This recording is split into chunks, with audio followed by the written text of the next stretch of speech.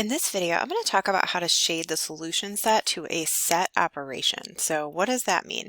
Really, that means that, you're asked to find a region or shade a certain region when given a set operation. And by set operation, I mean something like this. So if you take a look at B down here, it asks us to find regions in the set A union B complement. And so the A union B complement, we need to figure out, well, where is that in the Venn diagram? And then we're going to shade it. So how do we do that? So let's go up and check out these instructions here. So step one, we're going to draw the diagram for the sets with Roman numerals in each region. So let's go ahead and do that for part A down below. So I'm going to draw a Venn diagram. And in this case, it says that I should draw a two-circle Venn diagram, so I'll do that. Draw two circles. And I'm going to label one A and the other one B. Just looking at part B, it asked me, it refers to sets A and B, so that's how I know to label it A and B.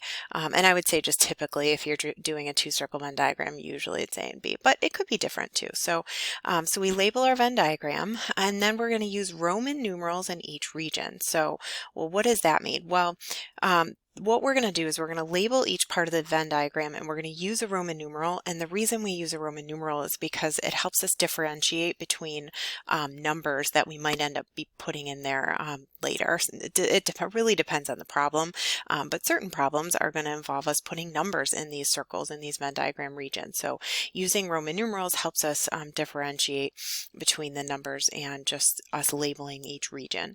And so what I'm going to do here is I'm going to label this region 1, the center region 2, this region 3, and then I'm going to label the outside of the circles 4.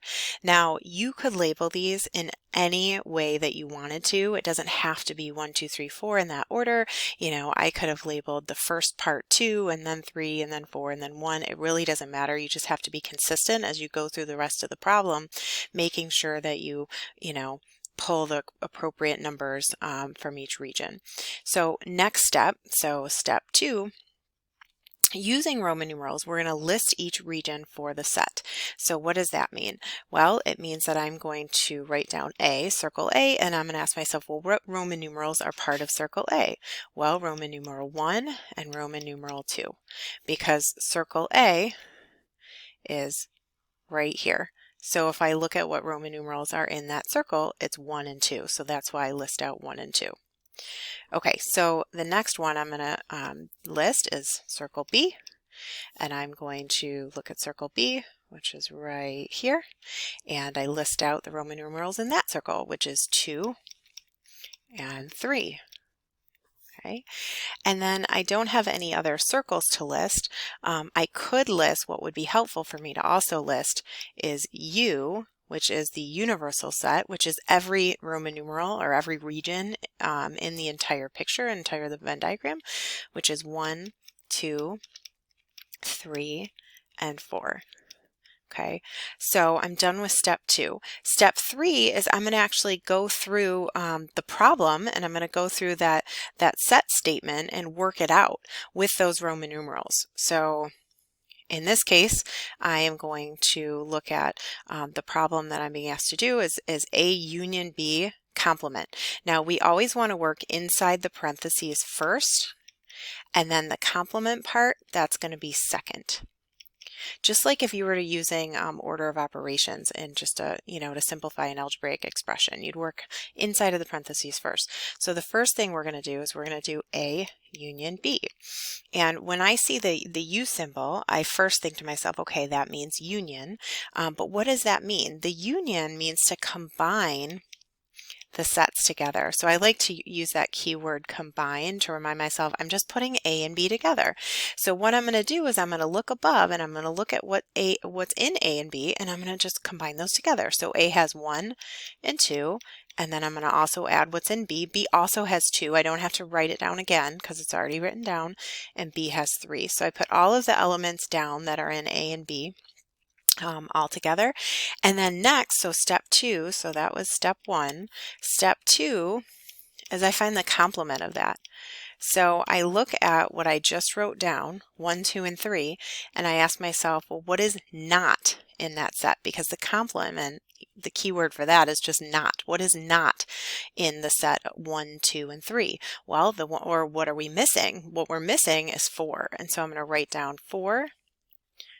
And that's my answer. And then step 4 in the instructions, I'll just scroll back up real quick. So step 4 here is just to shade the area corresponding to that set. So if I got 4 as an answer, then what I would do is I would just shade everything on the outside of the circles because that's what region 4 is referring to. Okay, so part C, I'm going to do the exact same thing. So my problem in this case, it's changed a little bit. There are no parentheses. So what this is telling me to do is it's telling me to find, so step 1 is just to find a complement. Step 2 is to find B complement. And then step 3 is going to be to put those together or to find the intersection or what they have in common, because that's what the intersection symbol is telling us to do, is find what they have in common. So step 1, A complement. So that's what's not in A. So if I know, looking above, that A contains 1 and 2, then what's not in A is 3 and then 4. Okay? And then for B, B complement. So if B has 2 and 3, then I know B complement is going to be 1 and 4. Okay, and then the last step, step 3, is to figure out, well, what do those have in common? Those two sets have in common 4. So the intersection of A complement, B complement is going to be region 4. And if I shade that, well, it's the same, I got the same answer as the last, as part B, so that's just the outside region is or the outside of the circles is shaded. And so part D says, what can we observe about these two sets? Well, we observed that A union B complement is the same as A complement intersect B complement. So notice, I just want to draw attention that the symbols, union and intersect, these are not the same. So when you have like a complement on the outside, you cannot just distribute that complement to both parts. It doesn't work like that. But what does happen is you can take the complement of A and B and then intersect them, and it ends up being the same as A union B complement. And what we did here is we just proved one of De Morgan's laws. So De Morgan's laws say for any two sets, A and B, we have A union B complement is the exact same thing as A complement intersect B complement. And so that's what we just proved. And then there's another part of De Morgan's laws which we haven't proved, but I'll just circle that. And that just says, it's kind of like the opposite. It says the intersection of A and B, if we take the complement of that, it's the same as A complement union B complement. And so these laws are not anything that I would even advise memorizing. I just think they're interesting to point out. They are definitely something that you could just go through and work through and prove yourself without even necessarily relying on the laws, but definitely interesting to kind of look at how these laws work in action.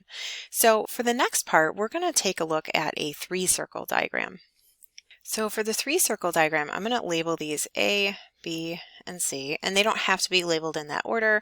The 2 circles don't have to be on the top either. I could do 1 circle on the top and 2 on the bottom. So there's not one right way to do a 3-circled Venn diagram, but this is one possibility. And so step 2 is going to be to label each region with a Roman numeral. And the way I'm going to do it, I'm going to start here with A, and I'm going to label this 1, 2, 3, 4, 5, 6, 7, and then 8 on the outside. And again, this is not the only way that I could label these regions with Roman numerals. I did not have to go in this order. This is just the order that I like to go in, and I found that there are several textbooks that do it this way too, but feel free to, you can move these around. The key is in the next step. So whatever, however you decide to label the circles, you just need to make sure that when you are ready to write down what is in circle A, that you identify where circle A is, and that you write down all of the Roman numerals in that circle. So in this case, I'd have 1, 2, and then 4, and then 5. Okay, and so now I'm going to do the same thing for circle B. So I identify where circle B is, and I label everything in circle B. So it looks like I have 2, 3, 5, and then 6. And then I'm going to do the same thing for C. So identify where C is. And so C has elements 4, 5, 6, and 7. Okay, and then we can't forget, we also have to write down the universal set, which is the list of all of the different regions. So it's basically 1 through 8. So I have 1, 2, 3, 4, 5, 6, 7, and 8. So it's everything to be considered. Okay, so then the next part, I actually answer the question. So the question asked me for this right here. So I'm just going to scroll down a little bit, and I'm going to work that out one step at a time. So A intersect, B intersect C, complement. So my first step, so step 1 is going to be to work through that inside. So step 1 is I'm going to do B intersect C, which is finding what B and C have in common. So I'm going to go up to my list, B and C, and I'm going to look at what they have in common. So it looks like they both have a 5, and it looks like they both have a 6. So I'm going to write down 5 and 6. Okay, and then step 2 is going to be to find the complement of that. So step 2, so I'm just going to write down step 2 is to find B intersect C complement. So I'm working at one part at a time. So if B union C is 5 and 6, so I'm looking at this step, well, what is not in that list? So I look at the universal set and I say to myself, well, what is missing? What other numbers are in the universal set besides 5 and 6? Well, 1, 2, 3, 4, we're going to skip 5 and 6, 7, oh, and I just wrote down 8. Let me just erase that. There we go. Too many. We got 7 and 8. Okay, so 1, 2, 3, 4, 7, and 8. So everything except 5 and 6.